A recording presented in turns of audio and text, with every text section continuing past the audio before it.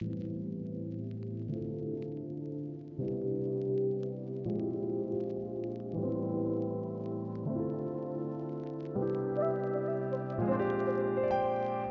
what's going on, good people? Welcome back to the channel. I hope y'all are doing well out there. Now today I have an age-old battle. Well, it's a new age-old battle. I'm talking about the battle between the point-and-shoot camera versus the smartphone camera. Now in this case, I have with me the Ricoh GRiii and the OnePlus Open. The Ricoh GRiii is a more compact Fuji X100 competitor that can do film simulations. It has a nice big APS-C size sensor and it produces some really high quality photos. The OnePlus Open is the first foldable phone from OnePlus, and it has already been deemed by many as having the best cameras on a foldable smartphone. And it even starts to rival the likes of your iPhones, your Pixels, and your Galaxies. So why compare these two specifically? Well, the answer is twofold. One, these are my devices. This is not a sponsored video. These companies did not send me these devices for review. I paid for these with my own money. These are my daily drivers. And speaking of daily drivers, that's exactly what these are. These are the cameras that you would bring with you on the daily. These are the cameras that I bring with me on the daily. It's really easy just to pull them out of my pocket, take a photo, put it right back in my pocket. It's good for documentation, it's good for social media. You could stretch it and try to do some professional work with it given the right scenario, but typically these are your documentation cameras. So with all that said, let's go ahead and get into this comparison.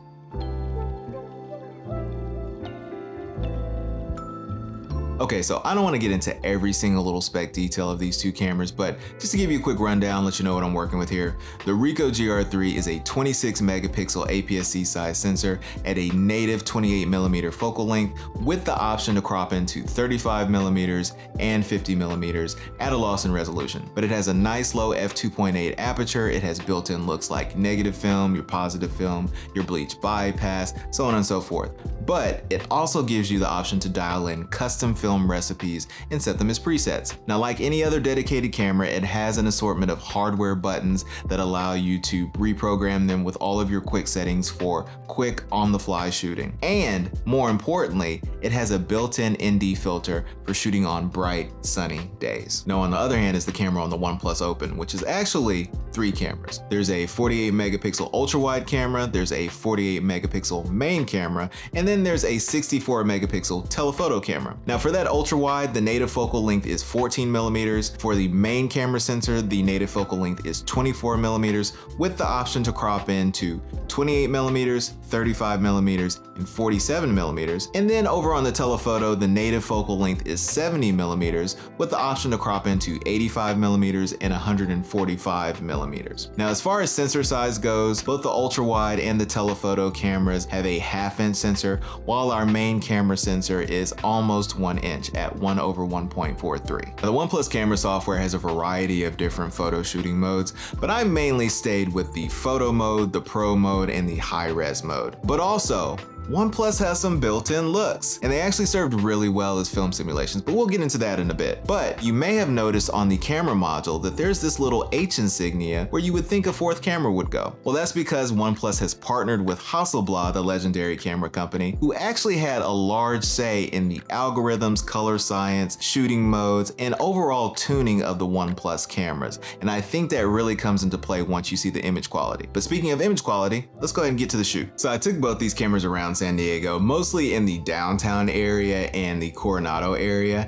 And what I'll say about both of these cameras is that they're very unintimidating. I was able to be super low key. People didn't really seem bothered by me shooting if they noticed at all. And I was able to get the shots that I needed and do what I needed to do. I just look like anybody else out there taking photos. I think that both of these cameras do a really good job at making me seem just like super low key. Now, as far as ergonomics go, I definitely have to give it to the Ricoh GRiii. It has a thicker grip, so it's a lot easier to hold. Even though it is not as wide as the OnePlus Open, that thicker grip, the thickness of it really helps it to be easier to hold. Plus, it has those tactile buttons, and so a nice shutter button. It has dials in order to adjust my quick settings, and the overall tactile experience in handling the camera just feels better with the Ricoh GRiii. With the OnePlus Open, it is wider, but it's also very thin, and so that makes it a little bit cumbersome to hold. It doesn't really have any tactile buttons other than the volume key, which you can use as a shutter.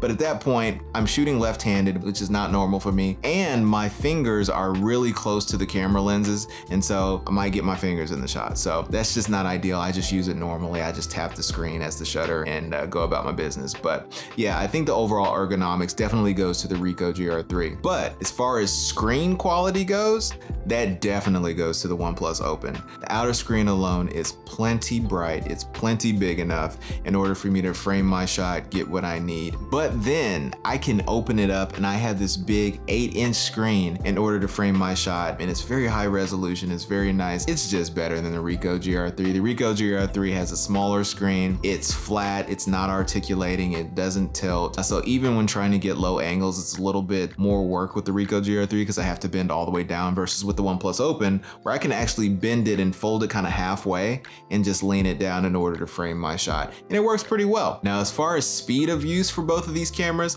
I actually kind of have to give it to the Ricoh GR3 a little bit. It's not that big of a difference, but I do notice that with the Ricoh GR3, because it does have that tactility, I can just quickly just move things with my thumb without really having to pay too much attention to the screen in order to dial in settings. The main reason I'm looking at the screen on the Ricoh GR3 is just as the image preview versus the OnePlus, where I'm not only looking at an image preview, but I'm also dialing in settings as I'm doing it. And so I'm touching the screen, moving and adjusting things for every little thing. That's from switching modes, from photo mode to pro mode to high res mode, switching looks, dialing in settings like ISO, shutter speed, exposure compensation. All those, I'm touching the screen, I'm interacting with the screen, and it just feels like it takes a little bit longer than the Ricoh GR3. Now, one interesting point about both of these cameras is they have different approaches to handling highlights and shadows. So the Ricoh GR3, as I already mentioned, has a built-in ND filter. So it's really meant to bring down those highlights of like the sky, the sun, those things.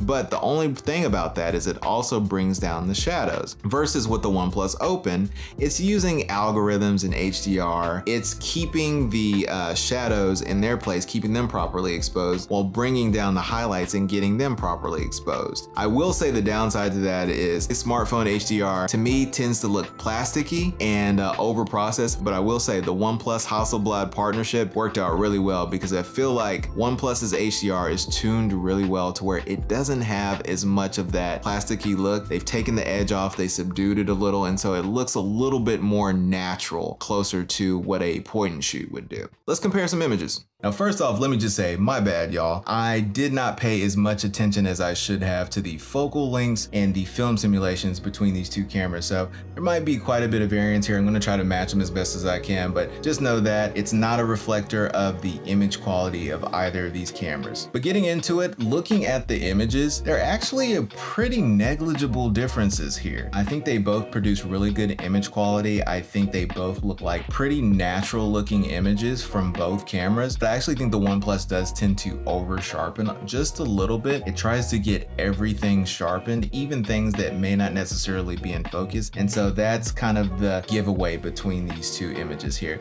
But I think if I viewed each of these images separately, like on social media or something, I don't think it would be that big of a deal. They both look really natural. They don't look super digital. I mean, you still get the digital feel because, you know, they are digital cameras. They're not film cameras, but they don't look like super clinical or anything like that. These are definitely the type of cameras you would want to use if you want to do more stylistic, filmic type of photos, you know? But looking at them a little bit deeper, I think the OnePlus Open does do a better job of keeping both the highlights and the shadows properly exposed. And that's just because the algorithms of their HDR processing versus leveraging just the ND filter of the Ricoh GR3. The Ricoh GR3, I had to do the balance of not darkening the photo too much, but then darkening it enough in order to not blow out the highlights. Playing with that, it wasn't able to get as much of an algorithmic type of look where, you know, both things are equally exposed in the way that they should be.